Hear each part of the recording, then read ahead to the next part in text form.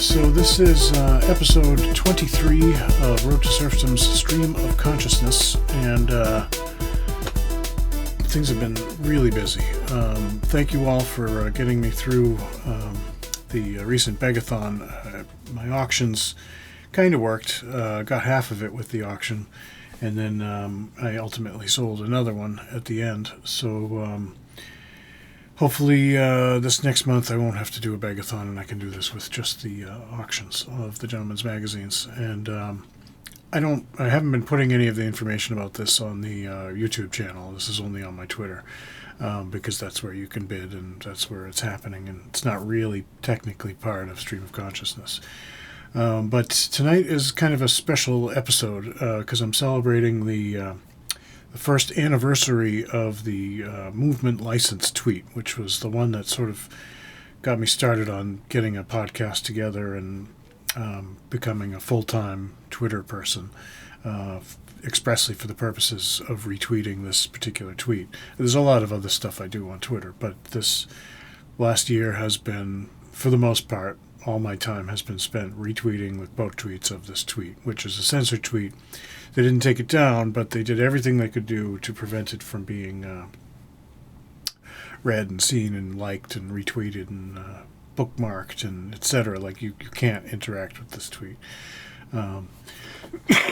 So I guess I had plans of going through and finding all the really cool quote tweets, and there have been so many really good quote tweets, really interesting, funny, creative things, and there's so many, and there's no way I could put them all in, and you know, partly because I don't want to be doing favoritism or the most recent ones necessarily in a show about it, but there's just so many. I mean, some of the early ones were really good, and people who devoted right from the beginning a lot of time to doing series of 50 or 100 memes about it, and a lot of people lost their accounts doing this. So I feel like if I was going to do anybody, I should start with those people that started in the beginning, and I can't find those tweets. I mean, partly because they've either been deleted or the accounts have been suspended, or Twitter is preventing you being able to search for them, which they do to my tweets. Like, you can't search for if you search for the text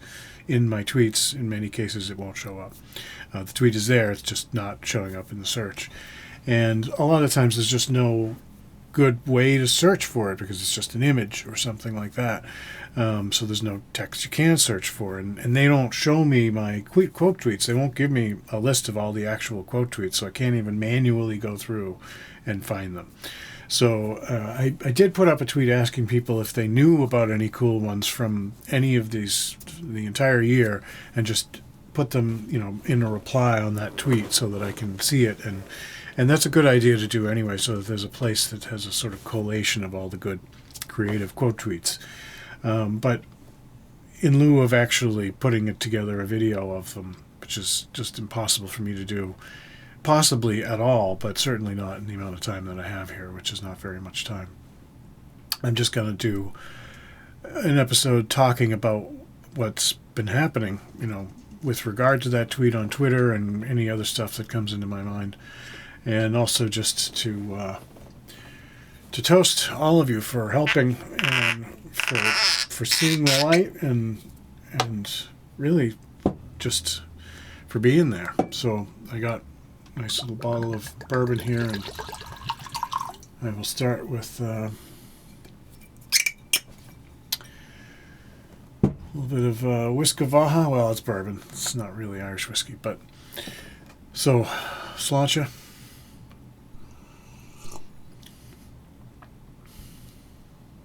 It's pretty good. I've developed a taste for bourbon. Usually I'm Irish whiskey and Scotch drinker, but bourbon's really good. Good bourbon is really good. Bad bourbon is really bad. What the devil's up with that camera? So my cameras are behaving strangely. That one's going okay. I don't have the remote active on that one. How's my focus? And this is, by the way, t-shirt that was from my old radio station back in the 90s, WZBC. And Magnus Johnstone actually did a Arab music show after my show on ZBC on Sunday nights. And he was an artist. And it's just interesting because he did this for the radio station. When I went to Ireland and France, I gave these out, and I came back with a little bunch of CDs from Brittany and Ireland and Scotland and all over the place. But it's weird, in the 90s, Baby and Bugs was, the radio station was a weird electronic experimental music radio station, so, and it's the station I grew up listening to. That's what I grew up listening to, was experimental, weird music. So I'm friendly to the weirdness. I think the weirdness is creative and good and cool. And ZBC is kind of the best in the world for that kind of stuff. If something is totally unsaleable on any commercial radio station, but still good, then ZBC would play it. And so that's why I was in a band, and the band was, semi-successful for a local band in Boston. And I got a lot of airplay for my song, so they invited me in for an interview, and they said, hey, we don't have an Irish music show. But the band I did was kind of electronic Irish music. And they said, would you like to do a radio show? And I said, damn, yeah, absolutely. And so that's how I started my radio show in the beginning. And I was only like 15 or 16 years old when this happened. I didn't actually have a car to get to the radio station, and I didn't have... If I get my times right, I think that's about right. It was tricky in the very beginning, and I didn't really know very much about Irish music either. I grew up in an Irish family, and we sang songs and stuff, but that's, American Irish folk, what I call Irish folk music. Not really traditional music, not really tunes or songs in Irish or anything like that. It's not that you can't have songs in English that are Irish songs, but there's a difference between sort of folksy, contemporary songs and traditional, it's a kind of a difficult thing to qualify exactly what is traditional music, because there's a lot of brand new traditional. I'm trying to do traditional music in electronic music format, for instance, and so I'm going to take traditional tunes and put them to crazy electronic weird sounds and instruments, and in arrangements that are totally not traditional. But I think of it as traditional music because it's the tune, right? Whereas there are songs that I'm going to do that take the original lyrics from a contemporary folk Irish song and put it against electronic Irish music, electronic music, and I won't consider that traditional music. But it is, it's in the vein, it's in the genre, sort of, kind of. I don't know. It's something nobody else has done, and I've been trying to do it for 30 years. I started with doing it, and then I got the radio show, and honestly, when I started doing the radio show, I just kind of gave up on doing music for myself, because the actual musicians in Irish traditional music, the players are phenomenal. The ones that I was in Boston, so I had access to all of the best musicians in the world. They were all here, or they would come through town, and there was, I was not the only Irish radio show in Boston. There have been others that were on the air longer than I was at the time and have since been on since.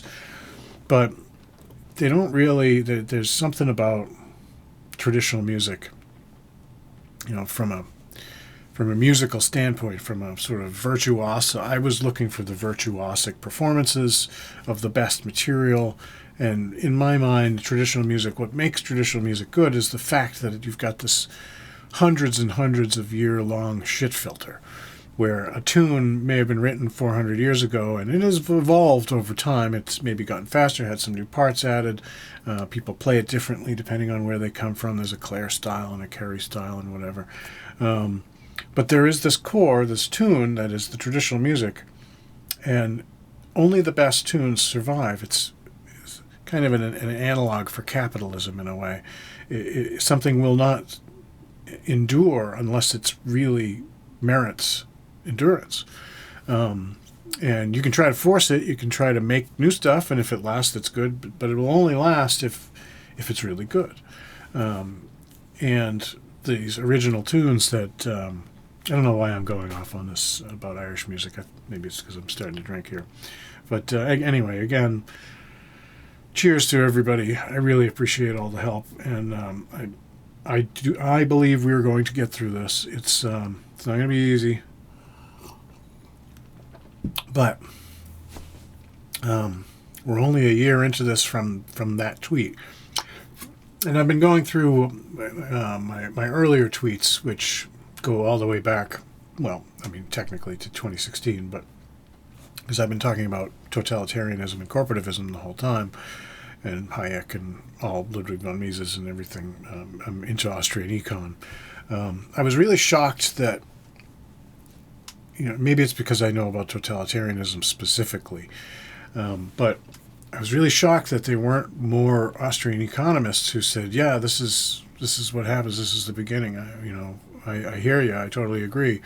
Because I was going back and I found one of the first tweets. It wasn't the first tweet, but it was the first very explicit tweet to call out what was happening as the beginning of totalitarianism. And that was August 15th, 2020, which was just after the beginning of the lockdowns. And I remember telling my brother at the time, I said, I'll lay my name on this. If we let them do this, they will not stop. And he was saying, no, they're telling us it'll only be 2 weeks. And I said, they never limit anything. It will just expand. And at the time, I was only vaguely aware of some of the stuff I've learned since. I don't think I even knew about the lockstep document, or maybe I had just discovered it. And all of my previous information had been kind of scant and made from my limited exposure to conspiracy theory stuff, which I didn't necessarily deny, but I never really took to be.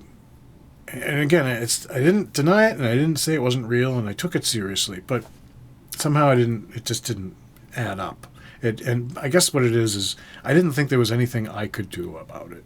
So what was the point? I'm not going to stand out in the street corner with a sign that says the end is nigh and they're about to kill us, because I didn't really have any proof. This is all just hearsay, and most of it is based on things like the silent weapons for quiet wars documents and other things that are just there's no real proof where that came from.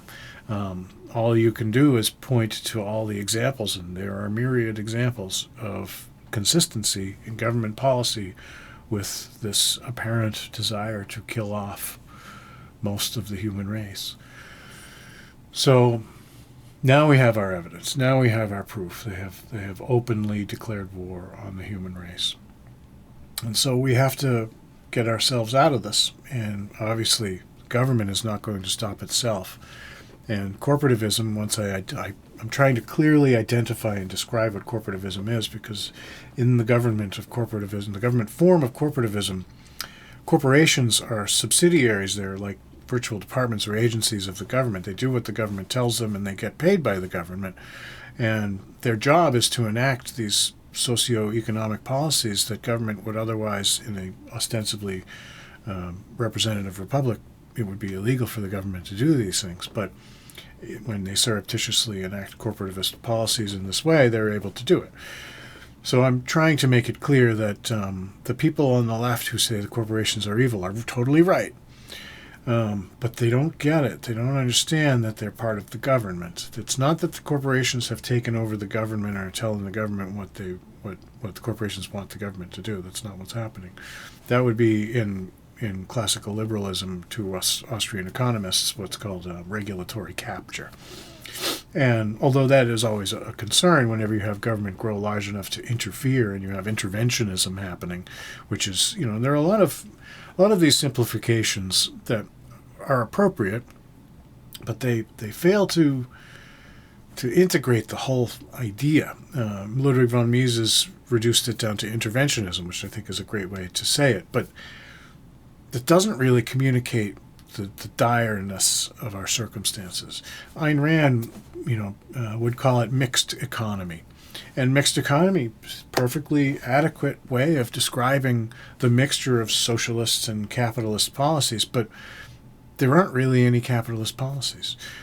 She was under the impression that these business leaders were shooting themselves in the foot and funding these terrible things because of moralism and whatever and altruism. And to some extent, of course, that's true. And she was analyzing. She was not an economist in herself. She admitted she was not an economist. And she didn't really know, or maybe she was just reticent to admit that it was corporativism, because, again, you have to remember, Ayn Rand came from the Soviet Union, and her family had been, devastated by communism. And she saw America as the only, and it was truly the only counter in the world to global communism, which was aggressive and armed with nuclear weapons, and et cetera, et cetera, et cetera.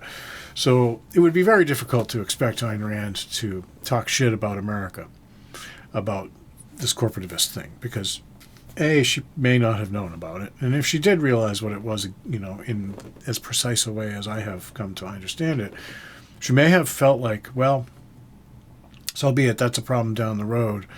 It's better than communism. I mean, that's what a lot of people think, is they think, well, I'd rather have, corporations in the government's pocket than have the government be totally in control of everybody overtly. At least they have to pretend that there's some private commerce going on. But, do they even? Is there really any pretending going on anymore? I don't think so. This is overt fascism. This is corporativism. This is totalitarian global corporativism. And it's affecting everybody, and it's bound into this ideology of Malthusian anti-humanism, which holds as an article of faith that there are too many people and we must cull most of them. And almost everybody, one of the things I'm trying that I think will help, I hope will help people to understand, is that we've all been programmed through what's called cybernetic social engineering.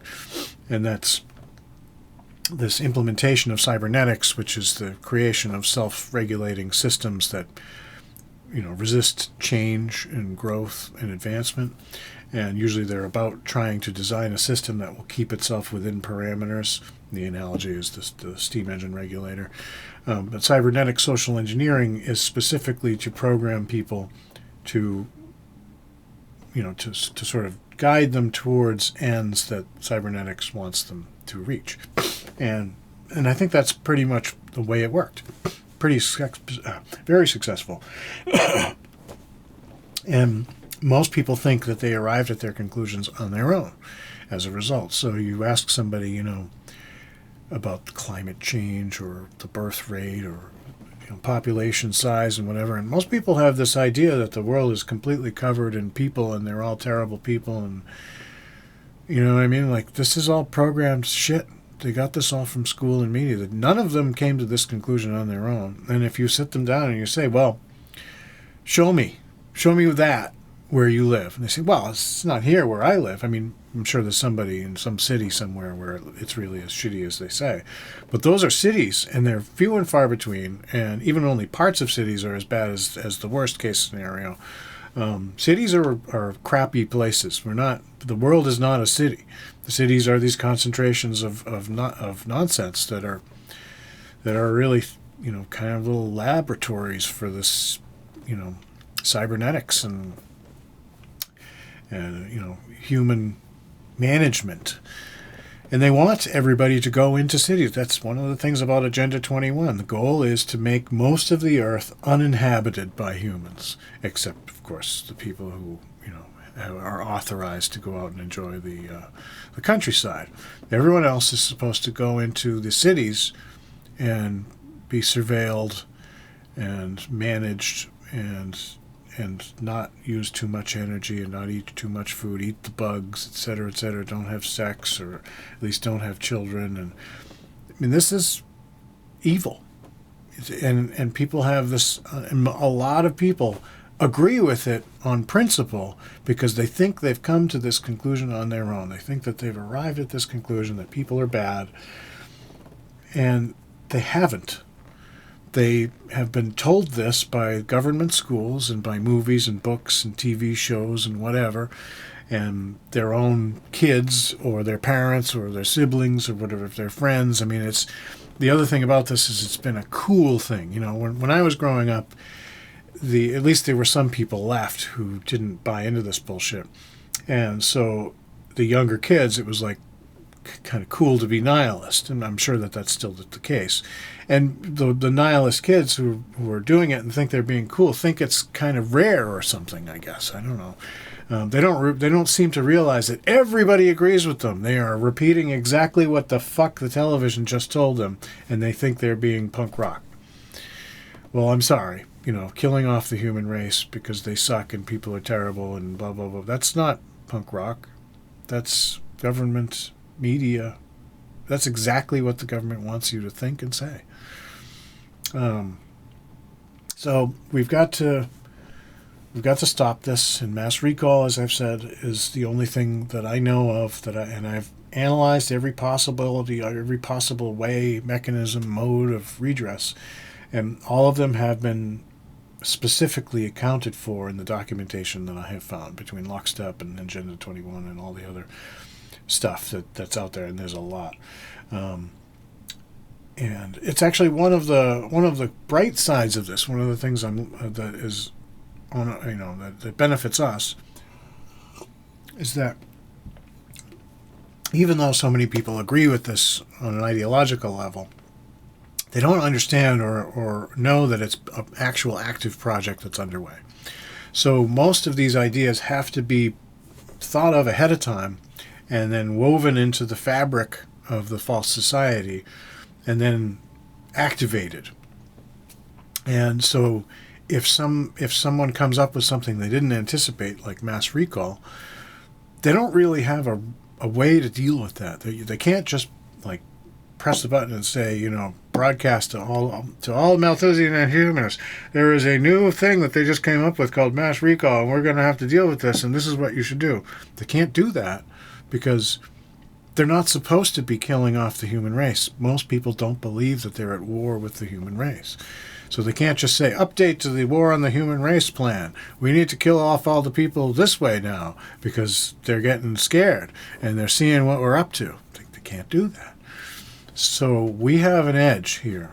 Mass recall will work. It's peaceful and legal. And they can't update their policies to deal with it. All they can do is run false flag operations. So what I think most of us expect to happen is that there'll be some terrorist event. And they'll say, well, that's it. You can't have people, they'll just keep taking away civil rights, I hate that term, but civil system, they keep whittling away at free society, and everybody will be surveilled. And we already know that the major point of all this lockdown stuff, and they've admitted it, of course. There are plenty of examples where they admit this. It's in the policies. They know it. Is the reason they've been doing the lockdowns and keeping people in the social distancing thing is because they don't want people to talk to each other unmonitored in groups, because that's how people exchange information and say, oh, geez, I heard that too. I thought it was weird, but then this other person said, no, it's cool. Don't worry about it. But, if you're in a group of 12 people and 10 of them are like, no, dude, worry about it, then those two people who might have not worried about it are going to say, okay. And that's what they're trying to prevent. So that's why you had this cops going to somebody's house because they had a dozen people over for a party. And it wasn't that they were going to actually do that for every single party either. The major point of it was to get it on the news. Get it on the news that cops will come and break up your party if you have too many people in your house. That will discourage people from having get-togethers. That's the goal, right? They don't want to have to police every single house. They can't. And then the secondary purpose of broadcasting this on media is to provoke violence. So the key in the Lockstep document is that they want something called pushback. Pushback is what they anticipate is what will happen when people finally get fed up and they say, no, you can't do this anymore, government. And so they call it random violence. And so what they're trying to do is provoke random violence, that is, people getting pissed off and getting into fights with cops and resisting arrest and, et cetera, having violence break out at protests. That's what they want. That's what they're trying to provoke. And so when the cops go on the air, in the very beginning, the way I took it was, when the cops went on the air and they said, well, we're releasing the criminals from jail, and we're going to start putting mothers in jail for bringing their toddlers to the park. I mean, and they would have, you know, whole episodes on the news about the cops going and arresting the woman with the toddler at the park. Even if it was kind of saying, well, this is bad, the point of that is to terrorize, to make you think as a mother you can't bring your toddler to the park. And then also, on top of that, if this would make your blood boil, this would make it much more likely that you would be violent against the police if they showed up and tried to do something, right? That's what they want. And again, it's of course, maybe the police want this too themselves, because the police are always are bullies and they want violence. But again, the police are being used here. So, like, the police don't want, for instance, if everybody has machine guns and they tell the police to do something that will make people shoot the police with the machine guns, that's what they'll do. That's what the plan requires, right? It's not that they care about the lives of the police. Those police would die in that situation. But that would be a useful tool, because then you could say, see, look at what they did to the police. And so the police don't understand. I mean, yes, they're bullies and they're violent and they're stupid, but they are also being used. So this is why it's so difficult. Like even the worst of the offenders at the personal level, when you get to police and even local bureaucrats, they don't really understand what they're doing. They know what they're doing is wrong, and they might even personally enjoy being sadists, but they don't get the big picture. They don't think that they're working for the people who are going to kill off most of the human race. That's not what they're doing. That's not what they think they're doing. They probably don't believe it if they've even ever heard anyone say it. So this is why mass recall is the only way out of this. It's peaceful. It minimizes or completely eliminates the possibility of having any violent interactions at all, because if you have all the townspeople peacefully showing up and taking everybody out of power, that's the end of it. There's no violence. And to the extent that there's a risk that the town officials will mass murder everybody in the town, of course that is always a risk, but it's a pretty low one. In a town, again, cities no. Cities are already lost. But in a town, you know your town officials. Many people know the police. The police are neighbors. They live in the town. They have their kids, over at somebody's house or whatever. They're not going to mass murder everybody in the town. They might be sadists, and they might enjoy killing the occasional citizen for no reason, but they're not going to open up with machine guns on thousands of people in the street. So now, while we still can do it, we need to get out of this by conducting mass recall and removing the local powers that can enact these crazy policies. Because eventually they're going to replace town officials with military installations. When the full militarization comes, you can't do mass recall the way I'm suggesting. I mean, it's been over a year since I suggested this in the first place, a year and a half or more. We really should have done it back then. We can still do it, but if we wait for 7 or 8 more years, by that time there won't be any town officials anymore in the sense that you and I think of them right now. There'll be a colonel, and the army will show up, and there'll be soldiers at the grocery store with machine guns pointed at your head. This is how it happens. So we can still do this. We can still get out of this, but time is a-wasting, and people need to realize what's happening. And I think pointing out that eliminating most of the human race in this Malthusian anti-humanists, catastrophic event that they're trying to organize is important for people to understand, because I'm not sure people believe it. They can't think of a reason why they would need to do this, right? Well, there's your reason. So anyway, I guess I've been running my mouth here for close to a half hour. So anyway, I guess that's it. But I just want to thank everybody for what they've done with helping with the tweet and getting it out there. And so cheers again. And hopefully we'll put together that tweet that has the collection of all the cool quote tweets, because I would like to put that together. Maybe I'll do another show later that integrates them into some kind of video, but there's just no way for me to do that right now. So I don't know. 1 year. Let's hope it doesn't take another year for mass recall, but it might. You know, my original. I've been conservative. I mean, to some extent, in other ways, I've been kind of over the top. But for the most part, I've been very conservative in my predictions. And I had done a poll asking people who didn't believe that this is the beginning of a genocide, how many people would need to die before they would say, maybe there's something wrong. And the options were like 100 million a year. The options, I mean, I was referring to annual deaths, but the poll actually just said 100 million, 200 million, 500 million, billion, or more. And a lot of people said a billion or more people. So a lot of people said 15% of the population of the planet would need to die before they would admit that something might be wrong. So let's just work with that figure for now, and that's about 1 in 7 or 8 people. So by that point, somebody in everybody's family should die on average. And that anecdotally it's about right. Like, you will only really notice it when about that many people die. And you have to also remember that 50 to 60 million people normally die from all-cause mortality in the world annually. And this would require that number to triple. So we would need 150 to 180 million to die per year for the next 8 years in order to reach 1 billion deaths. But that's what the Agenda 21 2030 agenda schedule requires, is 1 billion dead by 2030.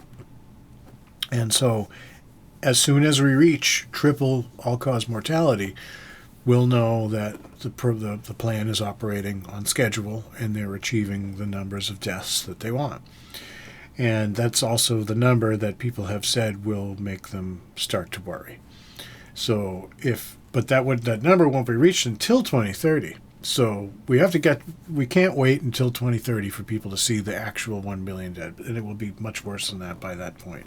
So we have to figure out some way to fix this situation and wake people up before it gets that bad.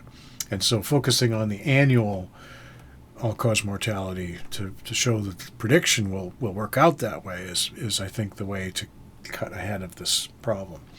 So once we start to see 150 million dead per year, which is 3 times the normal number, then we can say, look, we're on schedule. This is what's happening. 3 times as many people are dying every year from all causes as normal. And the other key factor, specific thing that I refer to in this context is that we know from virology and epidemiology that if you have a supposedly novel pathogen, and I'm just working with again, the data that is supplied and the axioms that we all agree on already, there is questionable data, is questionable, all sorts of questionable stuff about this. But the one thing that everybody agrees on is that in the case of the release of a novel pathogen, according to the epidemiologists, you have the highest numbers of deaths in the first year. And the reason for that is because immunologically, if it's a novel pathogen, people don't have an immunity to it, and therefore it's going to cause the largest amount of deaths. Now, as the pathogen mutates and the surviving mutation, because most mutations do not survive. They're mutations that cause the thing to not work. The mutations that do survive, that means that they're communicable to other people, and then those people communicate it to other people. In order for that process to happen, it has to be less deadly. So if the thing really kills you right away, it's actually not that effective in terms of a contagious, pandemic, because it will just kind of go away. It will kill the people that it kills, and nobody else will get it. So it's got to actually sort of attenuate its deadliness, trading off for contagiousness, and that's how you get these pandemics. But this process of a communicable disease keep propagating out to more and more people and getting less and less deadly, is that more and more people become immune, because if it's less deadly, you don't die, and then you're immune to the pathogen. And it becomes less and less deadly and more contagious. And eventually you reach this point which we call natural community immunity, where most people have been exposed to some version that was not particularly deadly, and that has given them immunity to all versions, including the very, very deadly early versions. So again, the first year after the release of a novel pathogen is the highest number of deaths that pathogen will ever cause. It always goes down from there. And so that means, since almost no increase was detected in the overall global average of mortality in the year of 2020, if you go back, again, 50 to 60 million is the average all-cause mortality annually, and that number did not significantly change in 2020. Now, I can qualify this by a couple of things. One is that even if this novel pathogen did cause people to die, and I'm sure, those people definitely were dying from something. I suspect a lot of this was euthanasia and mistreatment and etc. But let's just again work with the numbers that everybody agrees on in the scientific community, the axioms and the stats that we all agree on. And so this is explainable statistically by one particular phenomenon, which is that it was known very early on because of things like the ships, like there was a cruise ship and a military ship and whatever. So we identified very early on who it was that was at risk from this. And it was people who were over 80 with 2.5 or more comorbidities. And so that's a pretty limited demographic, first of all. The people in that demographic expect to die this year, statistically anyway. This is generally the case. So that means if they get something that makes them die this year from something other than what they would have normally died from this year, they still died this year. They would have died this year.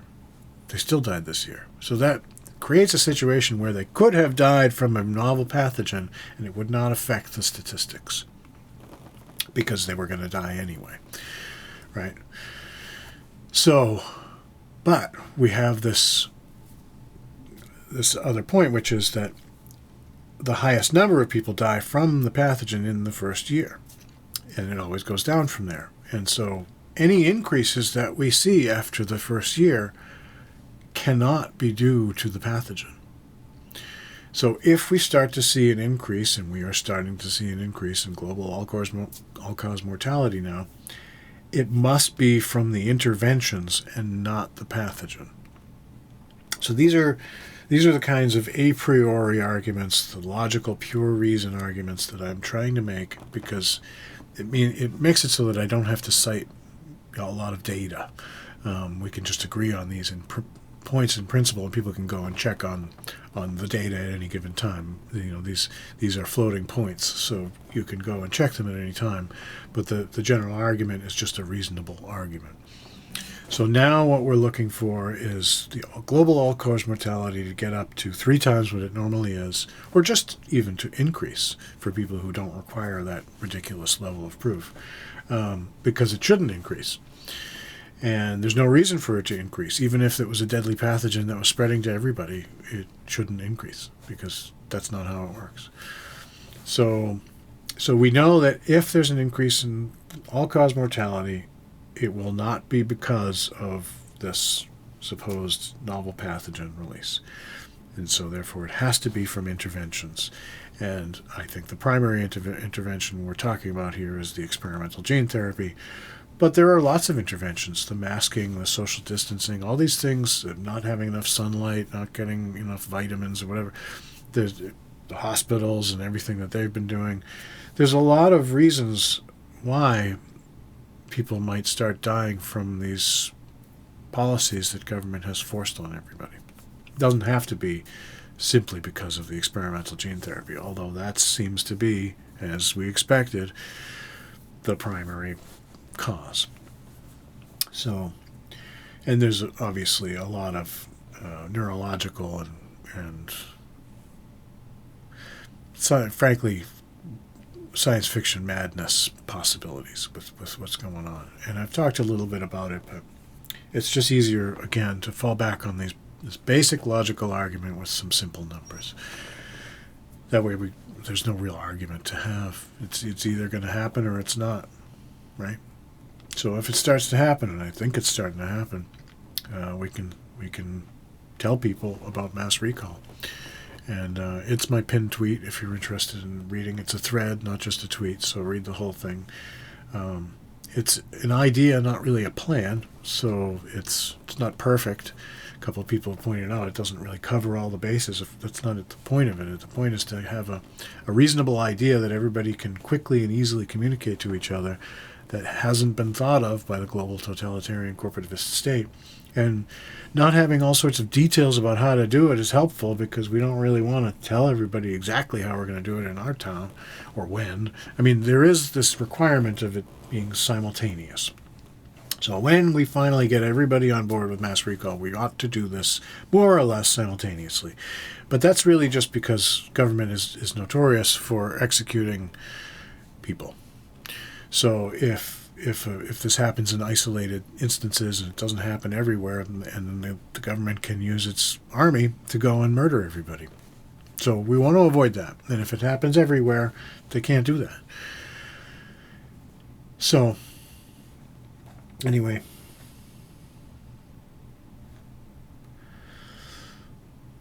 we'll get through this. We will get through this. And thank you all for your help.